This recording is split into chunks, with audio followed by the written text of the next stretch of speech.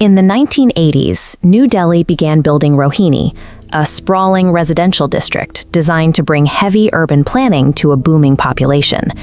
But sitting within this organized grid is an isolated stretch of the Haiderpur Canal, known to locals as Khooni Nadi, the Bloody River.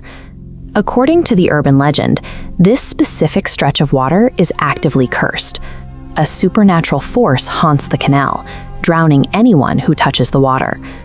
This chart maps the physical depth of the canal against its reported mortality rate.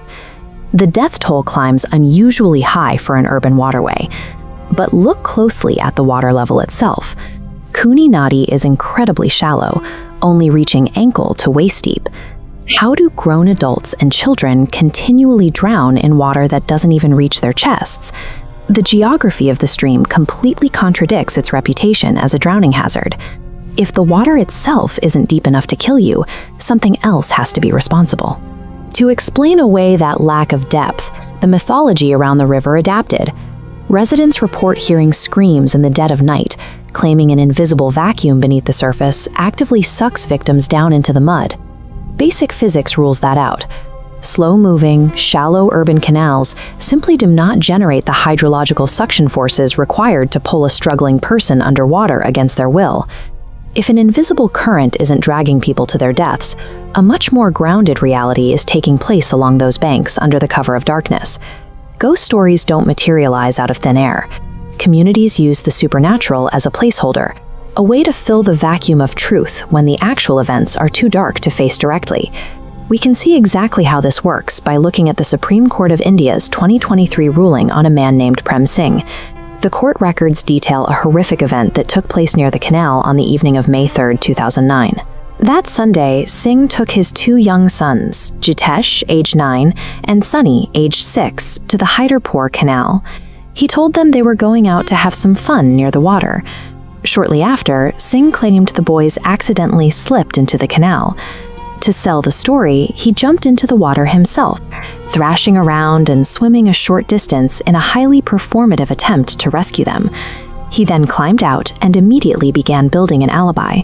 He ran to the staff at the nearby water treatment plant, then to a local petrol pump, and finally called the police to report that his children had tragically drowned. Because the surrounding community already believed the Haiderpur Canal was a haunted death trap, his story of a sudden accidental drowning was entirely plausible to the initial bystanders. The river's deadly reputation served as the perfect cover. The suspect actively weaponized a local ghost story to create an unquestionable alibi. But an alibi built on an urban legend falls apart once the victims are placed on an autopsy cable. This medical diagram shows the internal markers of a typical drowning, where water fills the lungs. When the medical examiner analyzed the two boys, they found something entirely different. The official cause of death was asphyxia, specifically asphyxia as a result of manual strangulation. The trauma markers on their necks proved the children were murdered by human hands before they were ever thrown into the canal. This forensic reality triggered a specific statute in the Indian Evidence Act, Section 1 and 6, known as the burden of explanation. Section 106 dictates that when a person is the last one seen with the victims, the legal burden shifts entirely to them to explain what happened. The cursed river did it is not an admissible defense. Singh had to legally explain the strangulation marks. He couldn't. The trial instead exposed a grim timeline of severe alcoholism, domestic instability, and Singh's baseless paranoia regarding his wife's fidelity.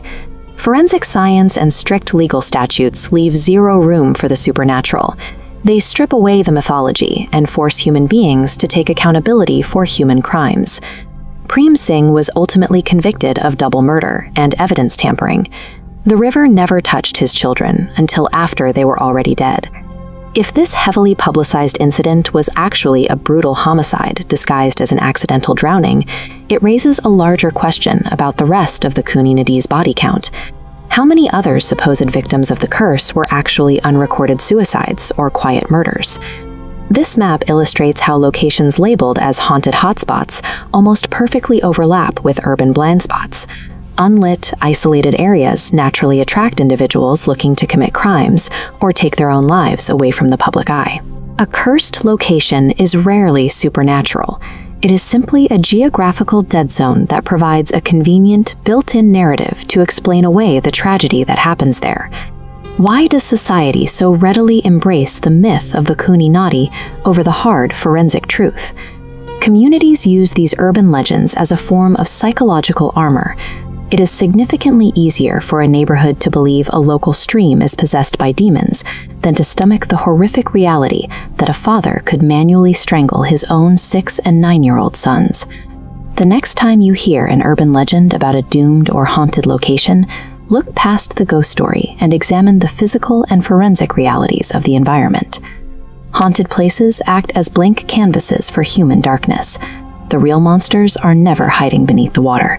They are the ones walking right along the banks.